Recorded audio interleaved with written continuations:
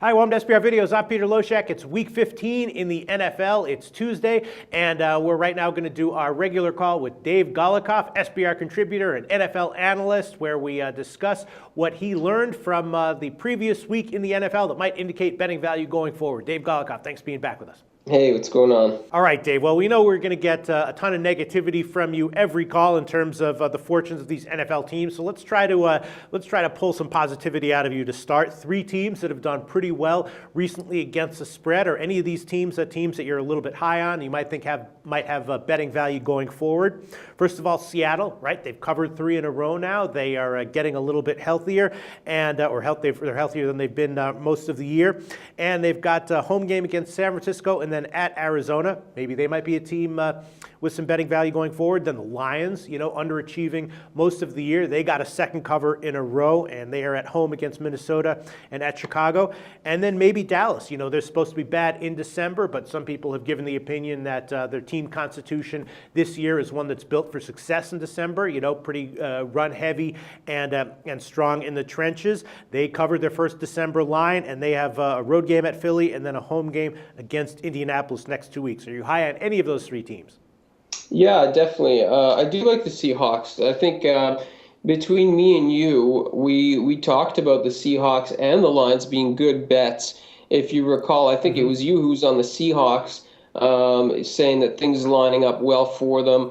It's really come to fruition for them. That defense really missed Cam Chancellor and Bobby Wagner right in the heart of that defense. Since those guys have come back, the defense has been lights out.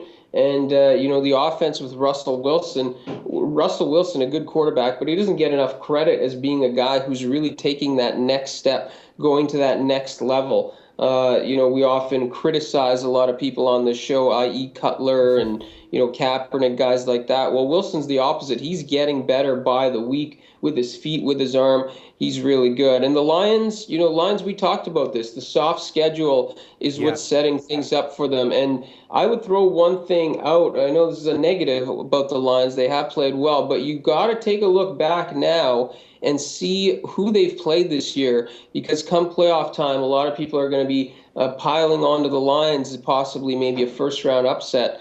Take a look at who Detroit's played this year. They have 2 wins against teams above 500. The Packers, remember, they got the Packers early when the Packers weren't really the Packers, and they beat Miami, who's 7-6. Other than that, this team has not beat teams above 500. So that's the general thoughts on those 3 teams so far. All right, now moving on to negativity. The first team that stands out to me as a team that might be headed down, maybe might have some value fading over the next few weeks might be the Bears, right? They're kind of like losing. Their season's kind of done.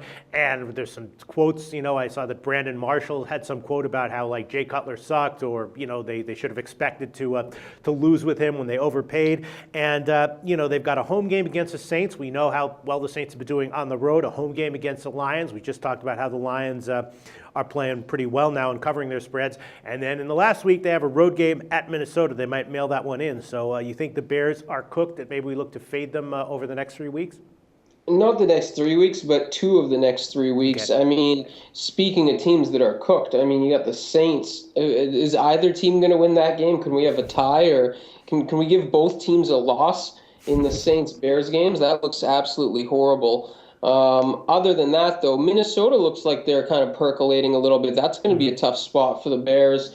And, Bears at home against Detroit, I have that down as a Lions win and cover. That's another one of those easy softball games for Detroit. So I agree with you on 2 of the 3 weeks. But, Saints, I don't know. That team's packed it in just as much as the Lions or as the Bears have. All right. Well, what would you like to share with us that you learned from NFL Week 14 that you might think have some importance in terms of analyzing line value going forward? Yeah, I was impressed with a couple things. I'll stick with the positives. I think Denver has really emerged as the best team in the NFL. I know that's surprising. It's going to surprise some people, but I actually interviewed Terrell Davis last Friday and talked to him at length about this. He makes this point, which I completely agree with. The Broncos have figured out a way to win ugly. This is a team that's won pretty for so many years, and Peyton Manning before that has done that for so long. But with CJ Anderson pounding the ball, last week Manning had a horrible game, and nobody even noticed because the defense played better. The running game was fantastic. I really think the running game was that missing piece for this team. If they can run the ball in the playoffs, they are not going to lose the entire way. Mark my words. The other thing I was impressed with was I was going to say Jeff Fisher for Coach of the Year. I know you're big on the betting stuff. So Yes. this is not necessarily a betting thing, but well, futures, maybe coach futures. Jeff Fisher, I mean, holy smokes. How many teams do we talk about, Pete? Like, let's say the New York Giants that use injuries as an excuse. Oh, we're decimated. The Jets, too. Oh, we've lost so many players. And then you have a team like the Rams, played without Chris Long for a while. Who else have they? They've lost a bunch of players. They picked up Mark Barron on the cheap. He was, given away by the Tampa Bay Buccaneers. They lose. They're on their third string quarterback, second string running back. It's quite impressive. Jake Long out for the year. This team has lost a lot, and Jeff Fisher, and he's done this for a few years in a row. I mean, they got to get that training staff, figure out why this team suffers so many injuries every year. But Fisher really keeping it together for this team, and I think he deserves credit. I'm tired of hearing all these teams use injuries as an excuse. The Rams are a perfect example that, you know what, you can overcome injuries and still be a quality team. They've been impressive. All right, so then do you think that maybe the Rams will be a good bet going forward then? Yeah, I like them in this spot this week. You got Arizona, short week. They got injury problems on the road. The Rams are an impressive bunch over the last couple of weeks. It's a tough defense. I don't see Arizona scoring many points. I think St. Louis wins and covers rather easily in this spot. And then, the other thing we learned, Johnny Manziel is starting this week, right? At home against Cincinnati. Do you have anything to say about that? You think that maybe the Browns are going to be a good fade in their first game with Manziel starting? No, I actually think it's the other way around. Okay. You take a look at this team. A lot of teams in the NFL go as the quarterback goes. San Francisco is a great example. When Kaepernick plays confidently, makes the throws, you see the rest of the team play fantastic. When he starts, missing guys, throwing bad picks, the rest of the team just starts playing really flimsy too. And I think we're going to see the same thing with Cleveland. We saw the same thing over the last couple of weeks. Brian Hoyer just, missing wide open guys for touchdowns a couple times last week.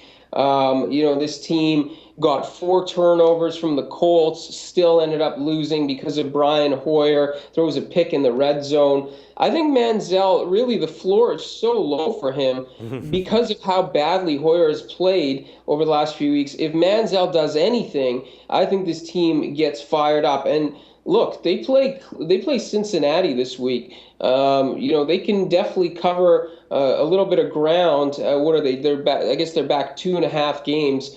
But they can win this game. They're at home. Remember, they went to Cincinnati and won that game. Cincinnati coming off a complete flop last week. I know a lot of people are thinking the fade at Johnny strategy, but I think he's going to fire up that team. I think, in front of the home audience, this is a good bet this week. All right, so you'd be more inclined to go on Cleveland than to go on Cincy. I would, yes. All right, thanks so much for your thoughts, Dave. Talk to you next week. The SBR Network offers free sports picks and game breakdowns, big money free betting contests year-round, a real-time Vegas-style odds monitoring service, and much more. So come see for yourself. To stay updated on SBR news and promotions, follow us on Twitter, Facebook, and Google+, and do be sure to subscribe to the Sportsbook Review YouTube channel to catch all our daily sports shows.